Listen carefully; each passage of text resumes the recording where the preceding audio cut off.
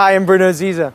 You might be a business executive or an individual trying to optimize your time because you know that who you choose to spend time with and the amount of work you do with them is critical to your business success. Today I'm meeting with Eric Swift. He's one of Microsoft's busiest executives. He runs the Sharepoint business.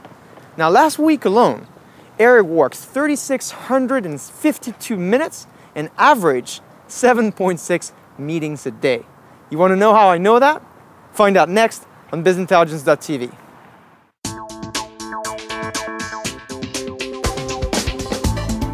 Usually you don't find out that your priorities are out of whack with the way you're spending your time until it's too late. Which allows me to point an Excel Power Pivot right at my calendar and then display where I'm spending my time on this really gorgeous dashboard.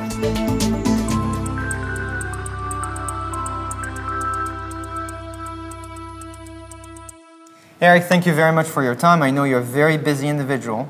Take us through your day. What does it look like? Well, it starts at 6:30 in the morning when I drop my son off at school. And then as I drive in, I'm usually doing conference calls or phone calls. And right when I get into the office, get on the elevator, usually run into somebody on the team. They've got an issue, we discuss it, maybe do a couple of minute conversation. And then it goes right into meetings, back-to-back meetings, often eating lunch during the meeting or in the office.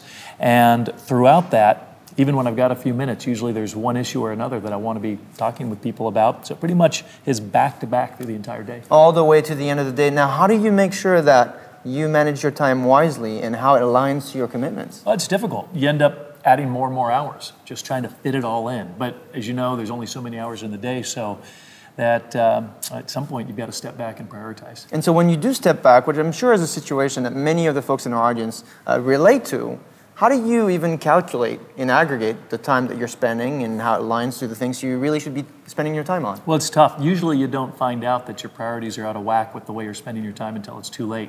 Issue flares up. I've tried to have in the past my admin look at my calendar and try to do that, and that can help to a degree, but it creates quite a bit of work as she works with the team and tries to make sure I'm doing the right things. And it's really tough to get that full holistic view. And often it's urgent for you to know if you need to change things.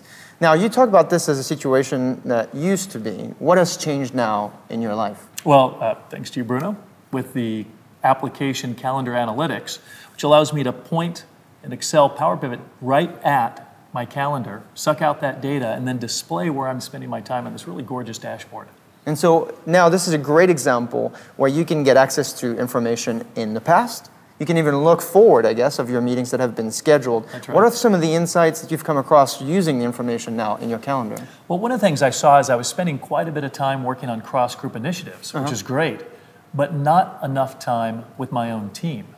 And that was minimizing the effectiveness of getting them on the right track and really driving our primary objectives. And similarly, I was looking at the number of meetings that I have with external parties. I was spending a lot of time with partners. Again, love meeting with partners, but not as much time as I would have liked to with customers. And so I was able to do some things to adjust and address those two priorities of mine. Now you talked about people as a member of your teams. What about your own boss? Yeah, well, obviously, meeting with your boss is quite an important event during the week. And I found that I was often, in fact, almost always meeting with my boss on Mondays. And I was wondering why I was doing so much prep work over the weekends. Sure. I realized there was a trend there. So now, rather than wait till Friday to see what I'm doing the next week, I look on Wednesday so that I can prep ahead of time, get that done, and then it gives me a little bit more time on the weekend for personal time. These are great examples, Eric, and many that I'm sure if you're an executive or simply an information worker, you're probably experiencing every day. Now, the great news for you is that we're going to give you this application about a week from now. So there are two things we want you to do. The first thing is go to powerpivot.com to download the free Excel add-in so you've got access to the functionality we just described. There's going to be a lot of great features that we're going to explain to you in about a week from now, so you want to make sure you subscribe to this show on BusinessIntelligence.tv. Eric, thank you again very much for your time. Until next time, I'm Bruno Aziza.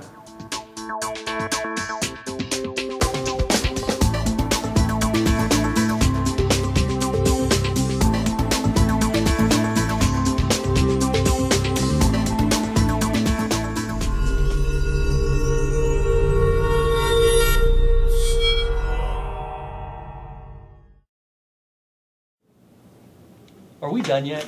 Yeah, Seriously. I don't think I can be Eric anymore. This is just taking way too long for me. I got to get to another meeting. All right. Sure, thanks. We'll see you. Oh, am I not supposed to be in their shot?